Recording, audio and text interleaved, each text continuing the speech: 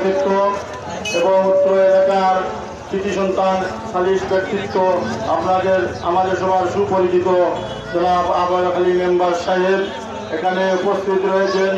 আপনাদেরই আরো কৃতি সন্তান এই দৌলতপুর ইউনিয়ন পরিষদের বিপুল ভোটে আপনারা যাকে নির্বাচিত করেছিলেন আমাদের অত্যন্ত প্রিয়জন ব্যক্তিত্ব হাফিজ আরফান সাহেব এখানে উপস্থিত রয়েছেন।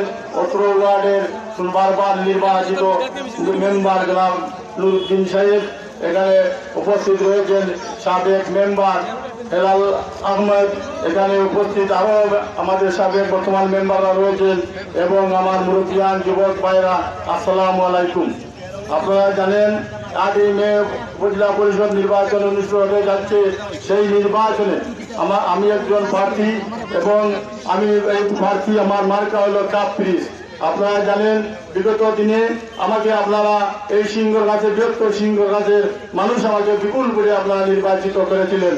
এই সিংহগাছের মানুষ আমার অত্যন্ত আপনজন, এদের সাথে আমার গভীর নিয়ে সম্পর্ক রয়েছে, আত্মার সম্পর্ক রয়েছে।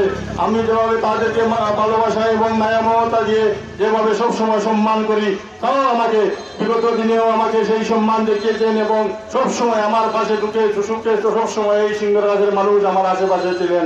ইনশাআল্লাহ আগামীতেও আমি আশা করি যে 8ই মে নির্বাচনে এখানে 3টি সেন্টার রয়েছে, এই 3টি সেন্টারে আমাকে বিগত দিনে তারা বিপুল ভোটের মাধ্যমে আমাকে যে লাভ করে দিয়েছিলেন। আশা করি আগামী এই 3 সেন্টারে আমি বিপুল ভোটে আবারও নির্বাচিত হব ইনশাআল্লাহ। এই আগামী যে 8ই মে নির্বাচন অনুষ্ঠিত হতে যাচ্ছে, প্রতিটি 8টি ইউনিয়ন রয়েছে, একটি পৌরসভা রয়েছে। আমি প্রতিটি ওয়ার্ডে গ্রামে গেছি। ইনশাআল্লাহ বিশ্বাসের মানুষ সাড়া দিয়েছেন এবং আমাকে গ্রহণ করে নিয়েছেন। তার কারণ হলো বিগত দিনে যে আমি উপজেলা পরিষদ পরিচালিত করেছি, সেখানে কোনো ধরনের দুর্নীতি অনিয়ম এবং কোনো ধরনের বাজে কার্যকলাপ ছিল না। সেখানে একটি শান্তির নীড় ছিল এবং আপনারা জানেন যে উপজেলা পরিষদে যে উন্নয়ন হয়েছিল, সেই উন্নয়ন আমি 8টি ইউনিয়নের সমানভাবে বরাদ্দ বন্টন করে দিয়েছি। সেখানে কোনো ধরনের অনিয়ম ছিল না, সেখানে কোনো ধরনের টিপল বাণিজ্য ছিল না। সেখানে উন্নয়ন করতে গেলে কাউকে 10 টাকা দেওয়া লাগতো না। আমরা কেউ আমার আশেপাশে যারা আমার ঘনিষ্ঠজন ছিল তাদেরকে কেউ 1 টাকা দেওয়া লাগতো না। এই 5টি বছর আমি উপজেলা পরিষদ সৎভাবে এবং পরিচ্ছন্নভাবে আমি পরিচালিত করেছি। আমি 2 মাস ধরে বিশ্বনাথের প্রতিটি ওয়ার্ডে প্রতিটি গ্রামে আমি গেছি, কিন্তু একজন মানুষও আমাকে বলতে পারে নাই যে আমি উপজেলা পরিষদ পরিচালিত করতে গিয়ে আমাকে কোনো ধরনের অন্যায় বিচার অথবা কোনো ধরনের কারোর কাছ থেকে কোনো ধরনের পয়সা লেনদেন করেছি। ইনশাআল্লাহ আমি সুনামের সাথে উপজেলা পরিষদ পরিচালিত করেছি।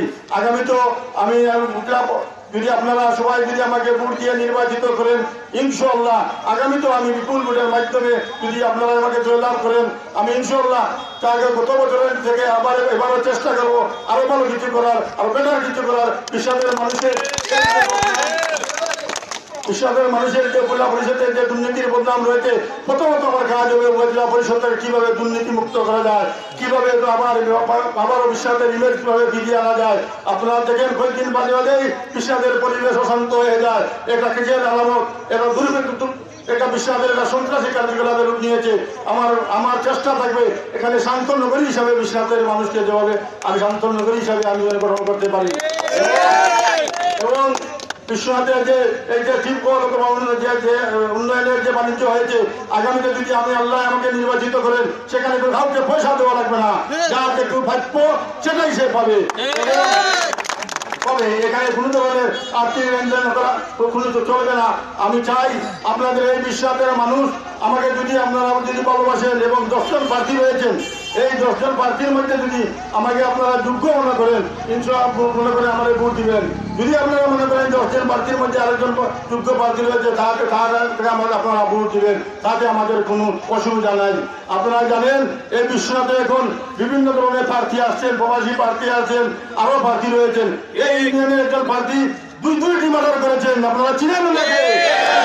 আপনারা সাবধান থাকবেন, কারণ এরা বিভিন্নভাবে তাদের ফায়দার জন্য ব্রিটিশ রাজ্যের বিভিন্ন জায়গায় তারা অশান্তি সৃষ্টি করতে পারে এবং ভুল কারণে করতে তাদের দিতে হয় না। তাই আমরা এই বিষয়ের মানুষ সাবধান থাকতে হবে। আরো প্রবাসী যারা রয়েছেন আপনারা দেখেছেন তারা এজেন্ট নিয়োগ করেছে, বিভিন্ন ওয়ার্ডে ওয়ার্ডে এজেন্ট নিয়োগ করেছেন। তারা যারা দুষ্কৃতিকারী, বেশিরভাগ দুষ্কৃতিকারী যাদেরকে এক সময় যারা পয়সা দিয়ে যারা বেচা কিনা হয় তারাই তাদের পাশে রয়েছে। এই কালো টাকার বাজার চলাচল চলছে বিভিন্ন জায়গায়, আমরা তাদেরকে সাবধান থাকবেন। টাকা পয়সা বড় কথা, 1000 2000 একদিনের খরচ, এই টাকা দিয়ে বিশ্বনাথের পরিবেশ নষ্ট করবেন না। যারা 2 কোটি 3 কোটি টাকা দিয়ে খরচ করে নির্বাচিত হয় তারা সেই টাকা তুলতে হবে, তাদের চিন্তাধারা থাকবে সেই টাকা তোলার চিন্তা।